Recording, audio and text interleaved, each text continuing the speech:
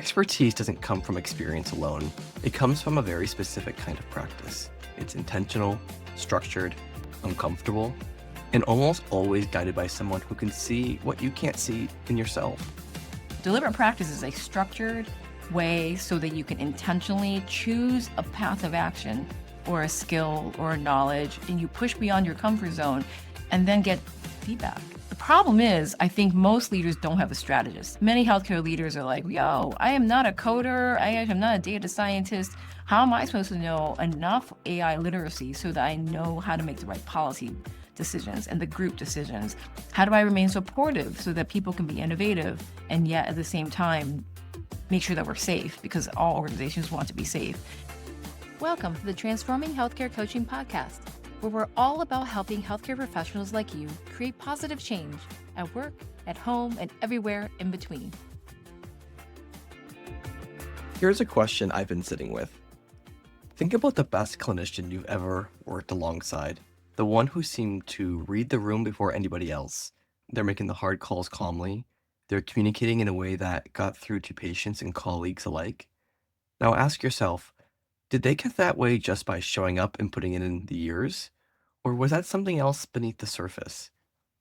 Expertise doesn't come from experience alone. It comes from a very specific kind of practice. It's intentional, structured, uncomfortable, and almost always guided by someone who can see what you can't see in yourself.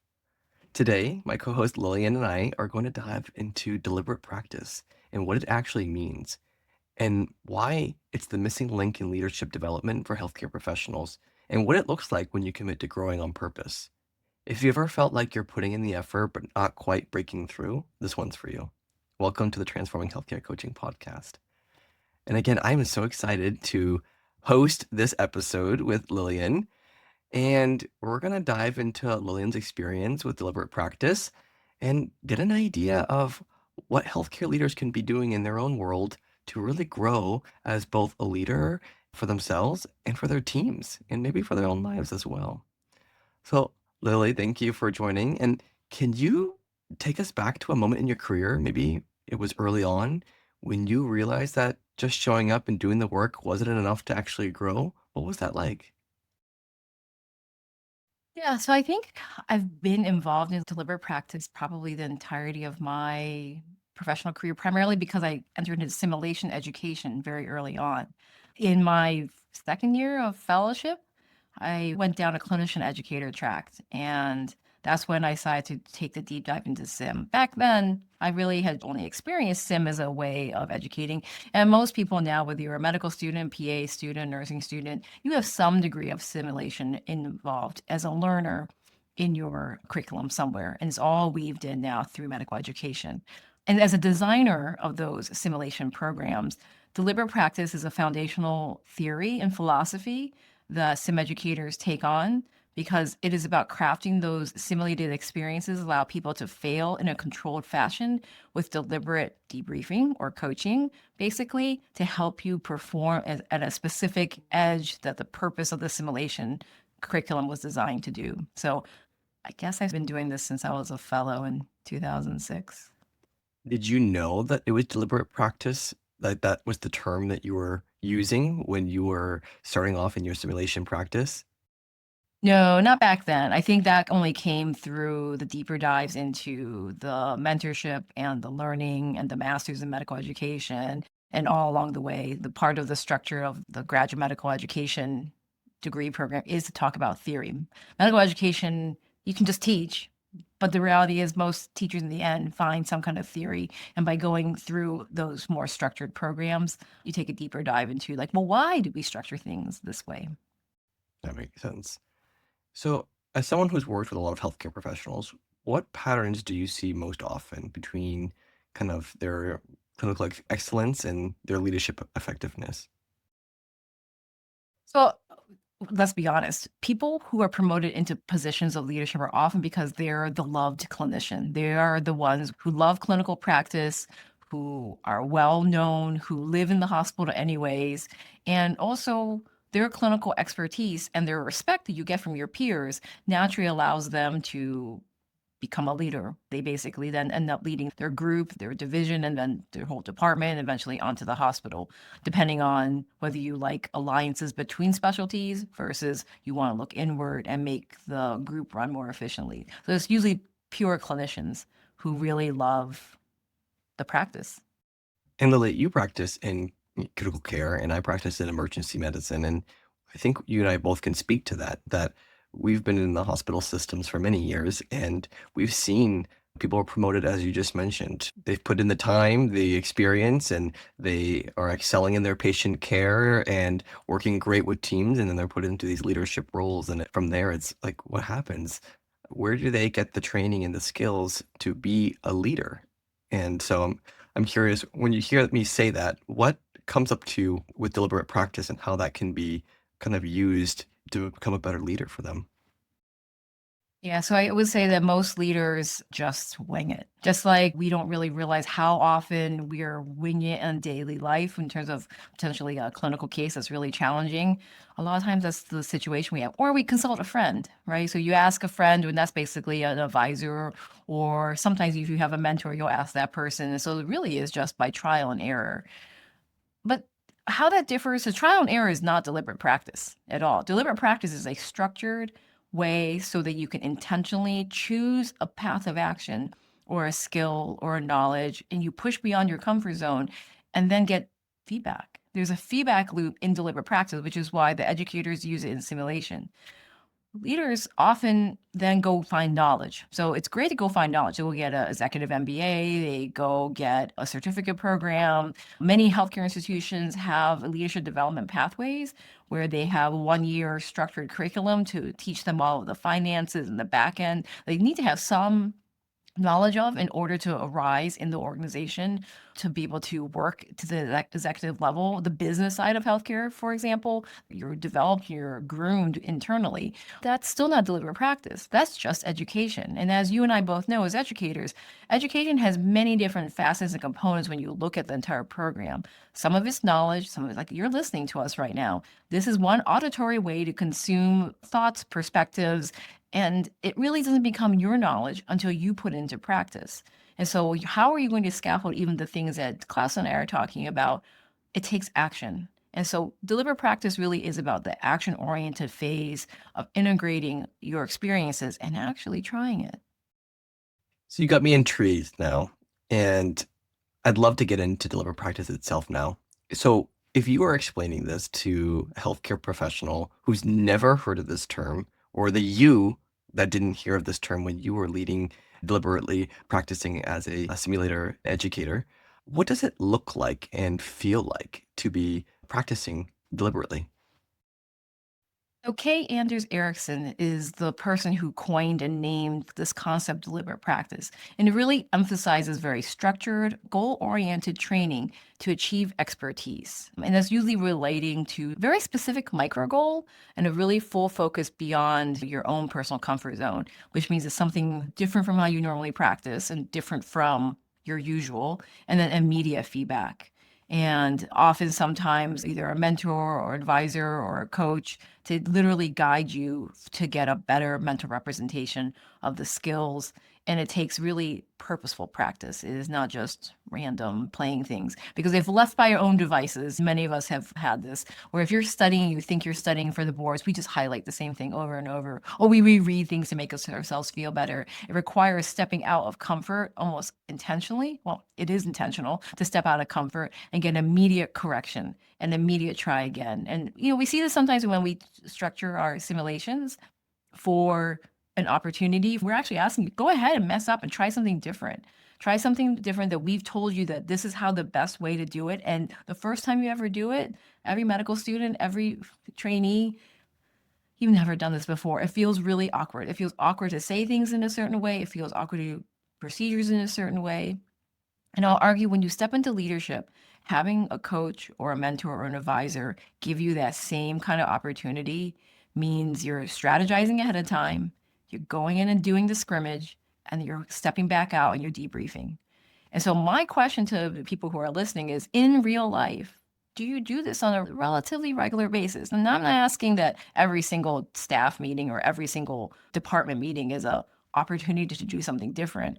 But you do need to find small ways you're going to build the skills and translate your MBA degree or your certificate program into true actions in the meetings. And at the end of the day, as an administrative leader, it's in those moments. It's in those moments in the hallway. It's those moments in your meetings that you're trying to do something differently and strategically.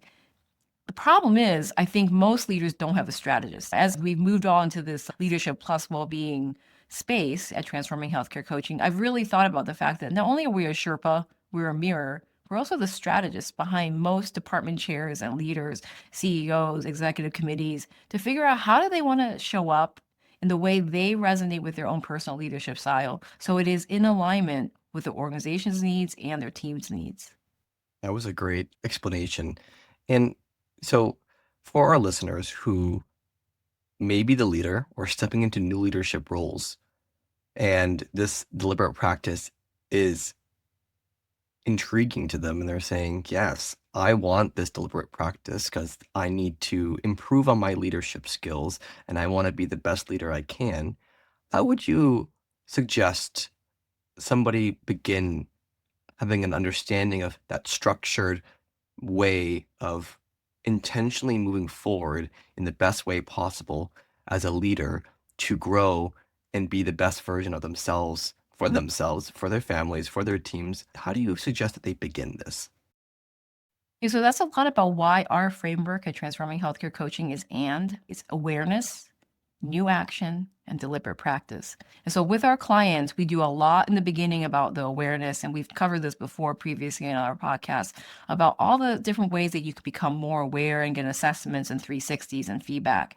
But then in the end, it somehow eventually has to get to it's not working, or I can even be more optimized. The reality is most of our clients are people who are pretty well functioning. I mean, you're not director for no reason. You're high functioning. And so there's definitely places to tweak. I'm still tweaking all the time. And so I love getting new ideas and trying something on. And it's really about that new action and then getting feedback. And so the question is, who do you find that feedback for the deliberate practice? Do you have a trusted advisor? Do you have someone who you're going to ask, can you come onto my advisory team just for like 6 months? Can you just help me out for a month? Because I'm trying to learn. The most common thing right now is actually AI. Many healthcare leaders are like, yo, I am not a coder. I am not a data scientist. How am I supposed to know enough AI literacy so that I know how to make the right policy decisions and the group decisions? How do I remain supportive so that people can be innovative and yet at the same time make sure that we're safe, because all organizations want to be safe. And so this is a place that most leaders right now are really struggling with, like, well, which courses do I take? What actions do I do? It requires deliberate practice. And so do you find someone who will come on, help you along, and basically say, I have a time limit to my goal. Be strategic about that. At the same time, for some people, this may be a complete pivot where they're like, this is the most amazing thing in terms of in my particular team, we are going to go after a new partnership, and you do it. And so then you have a much longer term person that you need to have with you. So that probably would be in the end probably a coach, because you're going to pivot to a whole new alliance. You're going to take over a new hospital. You're going to have a whole new group be absorbed. You're going to develop a whole new structure to how the team is staffed.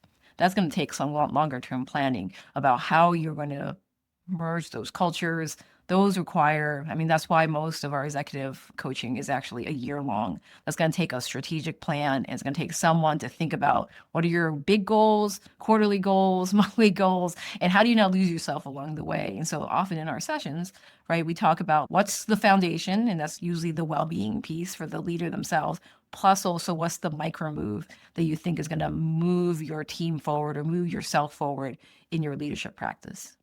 So, to summarize everything, it sounds like starting to have that awareness of, is deliberate practice something that resonates with me and what I want right now?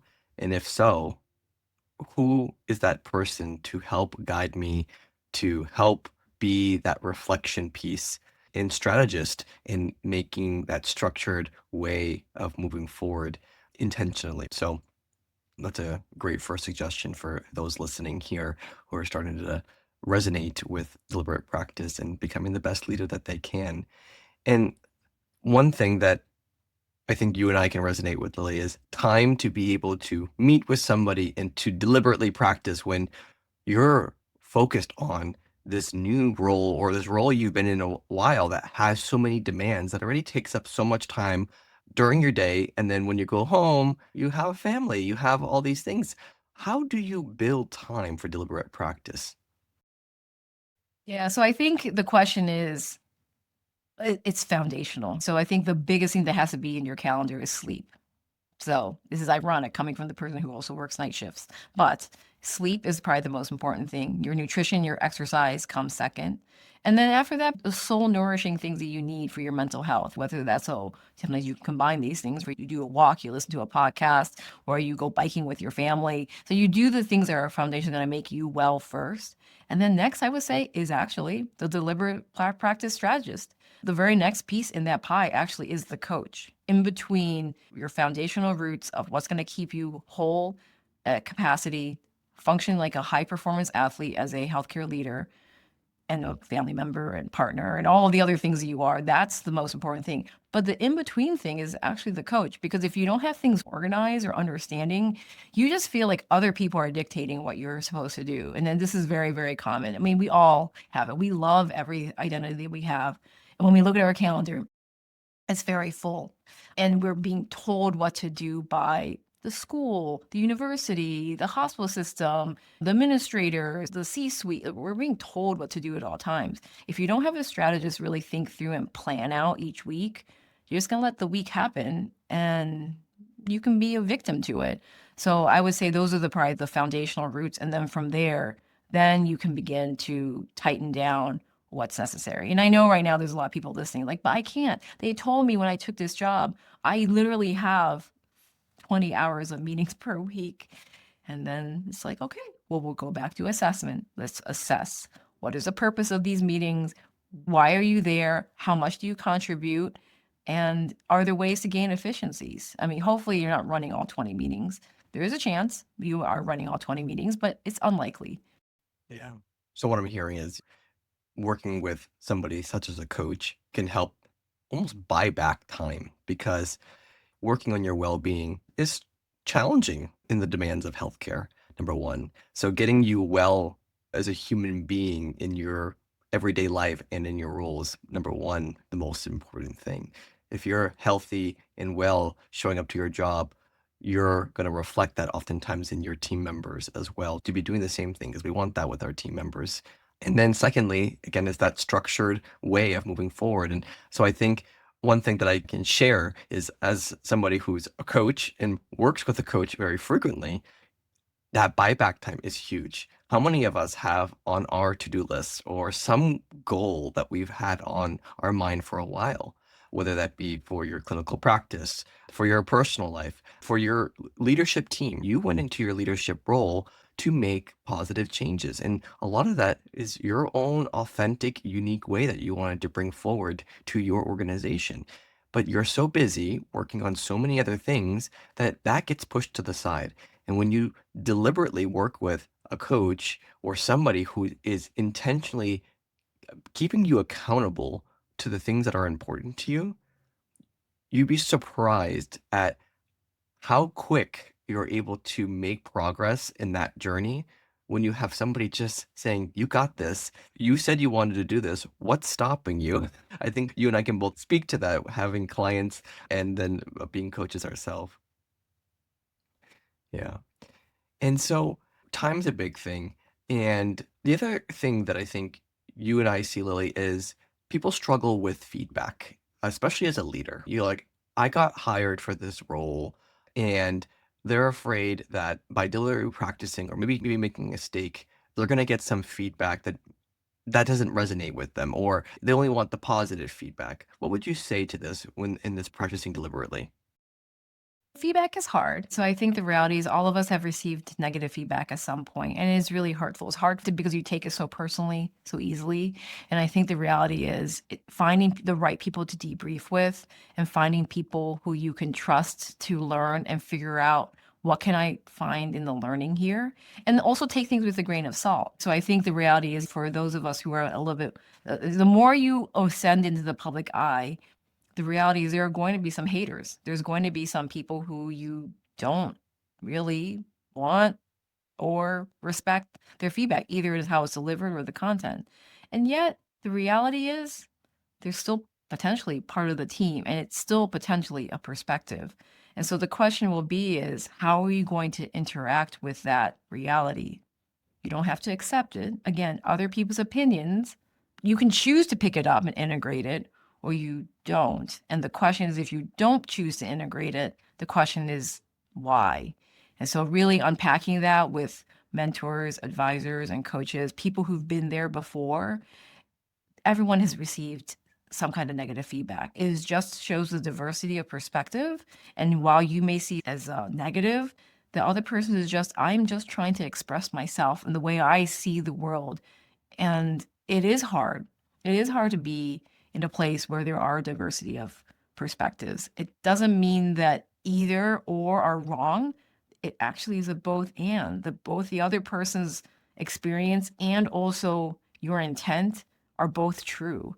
And so it just makes you a better strategist again to figure out how can we make more people comfortable with a particular plan or decision, because we do need as many people on board for the team to row forward on a boat. You do need as many people to come along for the whatever policy changes.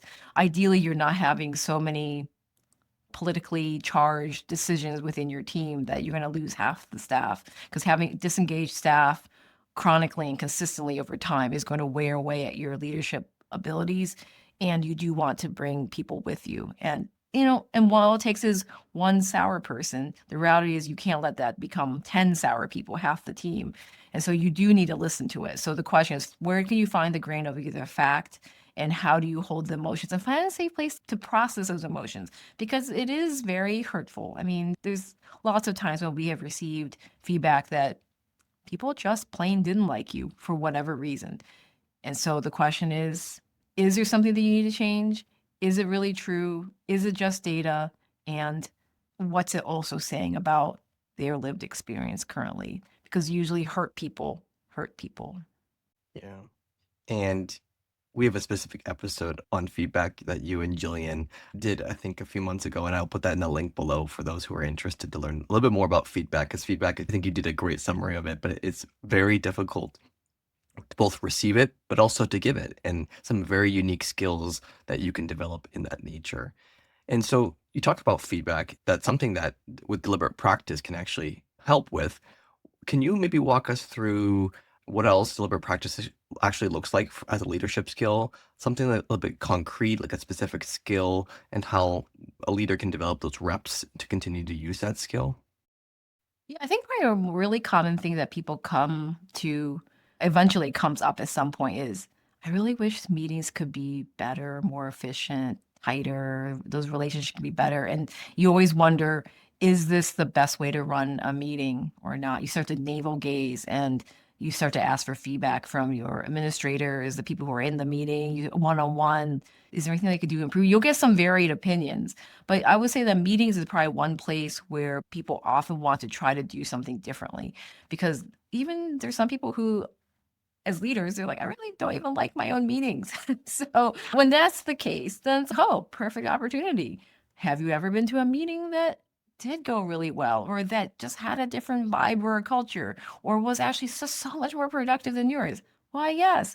Well, what were the characteristics about it? Then you identify those characteristics. Oftentimes it's like a time, very scheduled agenda with pre-agenda things sort of out for pre-review before coming for discussion.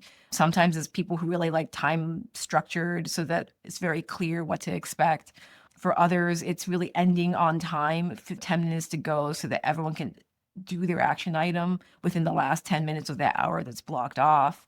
For some people, it's the connection piece. It's really about having a place to sing people's praises and do the thank yous and the gratitude at the beginning of the meeting to really change the culture of like how we meet and how we come together.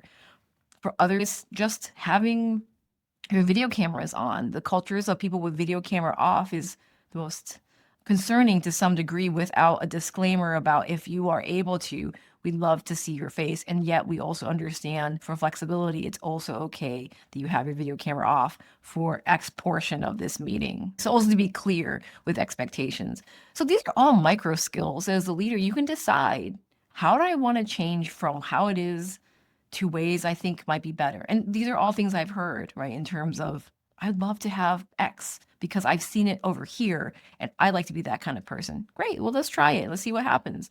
And then after a couple of months, you're like, oh, it's just normal now. But it does take that commitment, noticing, committing to it, and then actually doing it. And then again, getting the feedback. And who do you get the feedback from as a leader? Actually, the people in your meeting. Again, you're going back one on one. Hey, how was that? Was that okay? Was that weird? Did you not like that? And determine the culture. And then you report back to your coach a month or 2 months later, and it's like, it's amazing. And it's yay for you. So it's those types of things that we work on as micro skills with how deliberate practice gets actioned. Yeah. And I think one thing that came up for me too is sometimes when, as you mentioned, awareness is oftentimes the first step to making changes that you want. And sometimes you're just not aware, especially when you're jumping into this new leadership role, that these are small skills, which may sound very basic because they are, but the basics are the foundation of how we show up every day.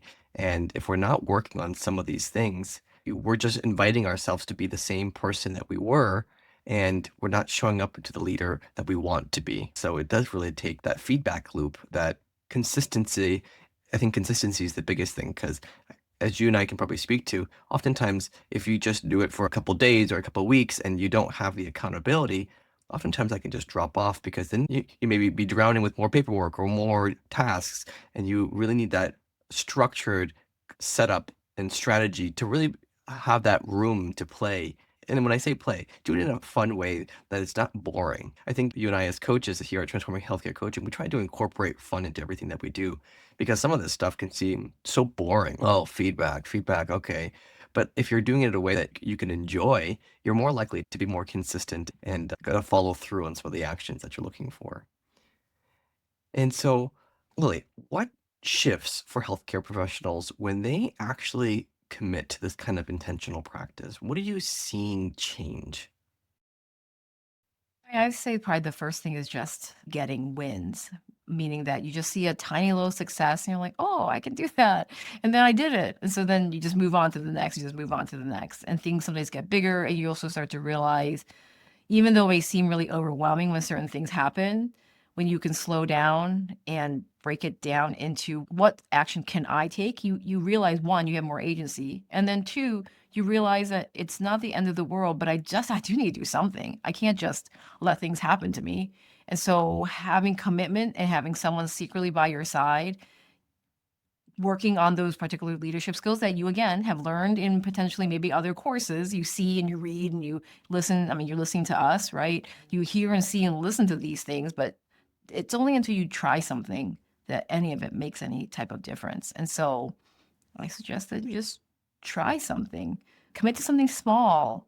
And let me just say, it's really sad when you just do it by yourself and you just listen privately and nobody knows you're learning anything. This is the reason why there's weight loss groups, there's exercise groups, there's Peloton. I mean, people like to do things together, even if it's a virtual. So I do think that's part of the reason why we created MedThrive Connect, and we have our private MedThrive group, and we're actually changing it to be a little bit more intensive. In general, people thrive being together because it's so gratifying to be able to say, I tried this and it worked and I did it. Just to tell someone, and all always people who are also on that same journey. So people who are interested in leadership and well-being and want to commit to, yeah, I'm doing tiny experiments all the time and I did it and it's a win. When you're in a community with those kinds of people, you're pretty surprised like what kinds of things are people are working on. Self-care still gets a bad rap in our community in healthcare, but it doesn't need to be. Having a community, having the development is so important for yourself at home, but also at work. And everything that you said, that word self-care just kept shining through. It's important to surround ourselves around the people that motivate us, are positive and fun and help us grow in the ways that we want to grow as human beings. So that's a great suggestion that you had there. So, Lily, if you could distill everything that we talked about today and maybe into one insight, what's one thing you'd want every healthcare professional and leader listening to hold on to this week? That you can find one small thing to practice and commit to yourself, and find one person to commit with. So no one's going to notice whether you did something differently unless you say it out loud. So unfortunately, this is a moment when your little journal or your commitment, when you write your mission for the week or your vision for the week or your goal for the week isn't enough. When you commit to someone externally, you're not only more likely to succeed, you'll also get potentially the feedback and debriefing that you need, which is the deliberate practice that you need to grow as a leader. I love that. Thank you for sharing that. We know your days are full. We know healthcare asks a lot of you. And we also believe deeply that you deserve a practice that's designed to help you grow. And so our call to action this week is to join our MedThrive Connect community so we can meet you, get to know you, you can fill out your profile, and you can start to build that community with other leaders and healthcare professionals who are on this same journey. And if you're able to, pick one leadership skill, just one, name it specifically, and before responding in difficult conversations, set one micro goal and find someone to give you real feedback after you try it. And if you want to go deeper, feel free to reach out to Lillian. I'll put a link in the show notes to reach out, and we'd love to hear what you're going through, what you're interested in, and how to grow as a healthcare professional and leader. Thanks, Lily. Thanks so much for listening. If you found value in today's episode, please subscribe and share with a colleague who would benefit. Together, we can transform healthcare one person at a time. Find us anywhere you find your podcasts. Ready to take your healthcare leadership journey to the next level? Book a discovery call, free, at transforminghealthcarecoaching.com to explore our personalized coaching packages designed specifically for healthcare professionals like you.